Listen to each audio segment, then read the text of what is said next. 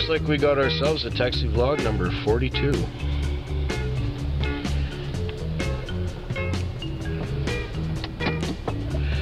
I must confess that getting back after a trip can be a little hard, especially the kind of trip we did with 2 weeks of driving across the country and driving right back. I'm just getting organized here, so please bear with me. Anyhow, we had a wonderful time on our trip. It was lovely. We got to see a lot of things. We got to meet a lot of people. We got to do a lot of things. I only regret that the 2-week trip wasn't a 3-week trip, but I can't afford to take more time off than that. And of course, pay for going somewhere. I mean, the fuel bill alone was about $1,300. Anyway, I'm back here in the cab, and it is Sunday night, the 17th of August. Now, a really difficult thing happened to me last night, but before I get to that, before I get to all that, I've been off and on the internet when I was on my trip, and I would edit videos when I got a chance, and then when I got the other chance to get on and you know, put them up, I put them up. I mean, at 888, I think I put up 9 videos, and you know, editing them as soon as they happened, or as soon as I could after they happened, and put them up. And now I find myself with over 400 emails to answer. I started, you know, taking a bite out of that, but it may take a couple of weeks before I get up to date on my comments and personal messages and stuff. So look, I'm not ignoring you, okay? It's just that I don't have the time to do all of them in one crack. So if you send me a message today, it may be a week till I get it. And if you comment on this video today, it'll take me maybe a week to reply to it, but I will get to it. I will get to everything. Anyway, now that we've got the preliminaries out of the way, what happened last night was, well, a bit of a nightmare. I started work at 7, which is 2 hours late, but for me that's pretty well on time. And I usually work till 6 in the morning. I was going good. I was just one right after another, bang, bang, bang, bang, banging them off. And then at 1:39 in the morning, I dropped off a fare. The machine went off and sent me another call. It's starting to rain, gotta get the wipers on. Sent me another call, and it was just around the corner. Well, when I turned the corner, the right side of the car started leaning down a little bit, and then I heard this flop, flop, flop, flopping noise coming from the right front. Uh-oh, I had a flat tire. Now, in the interest of space, you know, a lot of people bring things along when they're going for a cab ride. We need as much trunk space as possible, so don't generally carry a spare, or a jack to lift the car up for that matter. Although there are a few cars that are so equipped. So I pulled into a little parking lot at a bank where I wasn't going to be blocking the road and getting in the way of anything. So I got on my little trusty cell phone and I called our office saying, hey, I got a flat. Dispatcher says, well, there's another car right by you. I'll give him a message. Oh yeah, and I also said, please take me off my trip. I can't possibly do it with a flat tire. So the driver came by. I waved him down. I said, well, do you have a spare and a jack to get me back going? I gotta check this traffic light here. That's green. Okay, we can keep going. And the guy said, well, no, I don't have one. And of course, he proceeded to go get the trip that I was supposed to get. So I called the office back, and the dispatcher said, what a jerk. He said he had one. I said, yeah, but you know, I always have to look up what the particular code is for yes and no, and maybe he hit the wrong one. I don't know. Whatever. So there I am, and I'm talking to the dispatcher, and hey, there's a gas station right nearby.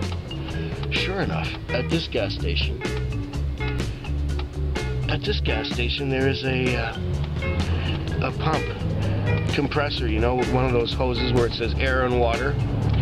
So I walked over there and put my thumb on the valve, and sure enough, there was air. Great, maybe I can get going again. So I slowly, carefully drove the car out of the little parking lot where I was into the next parking lot where the gas station was and the air was. I got rolled up right to the little hose, and I got out of the car, and sure enough, the tire had come off the rim. There was no seal between the rubber and the steel anymore. So this thing wasn't going to hold air no matter what I did. Okay, so there I am at the gas station. There's air, but there's a tire without any means of holding air.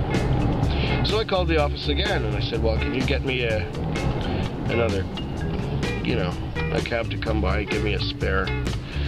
Told him what kind of car I had, and so on and so on. Then I got back in the car and waited. I pulled out my book. This one here I'm reading is called Buried Deep. It's really good too. The only thing is I've been reading it for over a month because I've been so busy with everything else, including YouTube, and now that I have the computer in the car on the slow nights, I look at YouTube instead of read. And I answer my comments. Okay. So from there, I started to read my book. And with the tiny little print and my bad eyesight, I gotta get checked for glasses. I keep having to put the book further away from my face to read properly. And it's a bit of a strain to see those little letters far away. So I read maybe 4 or 5 pages, fell asleep. At that time, it was just after 2.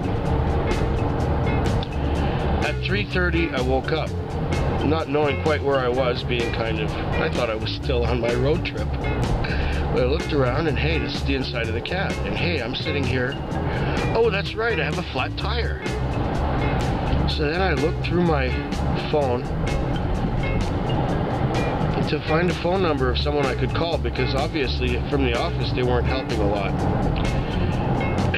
I got in touch with one of my friends, and of course he was driving a different kind of cab and he didn't have a spare for mine. So he said, I'll get in touch with this other guy who has the same kind of car, and I know he has a spare in it because I drive that car sometimes. Oh goody. So we call him up. He shows up just as I'm talking to the other guy on the phone, and we pull out his spare, we jack up my car, we put the spare on. And funny, while I'm tightening the nuts and he's lowering the jack, the wheel doesn't turn. Usually when you turn a nut, the wheel turns a little bit. I said, oh, no wonder it's been taking so much gas. The caliper's seized. No, wait a minute. And then he reached around the tire, and it was binding with the ball joint. It was the wrong size rim. Same kind of car, but the rims were different, so his were wider and binded on my ball joint. So now what to do? Hey, maybe we can stick this tire on the back and put my back tire on the front, and maybe then I can get rolling again. Well, guess what? The tire binded with the suspension in the rear, so that didn't work. Then we had to call up the owner of the cab, but he was not answering his phone. Okay. He tried calling him too. Then I asked him, hey, would you happen to have the guy's landline? He says, yeah, I used to work for him. Sure, I got it.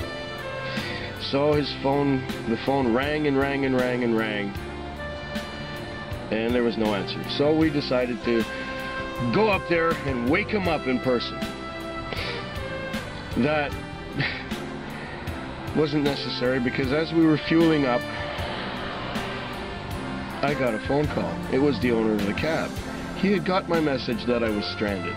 I told him where I was, he came with a spare, and we got all fixed up. So, by that time it was, 4:30 in the morning. I didn't feel like working anymore. Fehquig. Fehquig. Fehquig. Fehquig.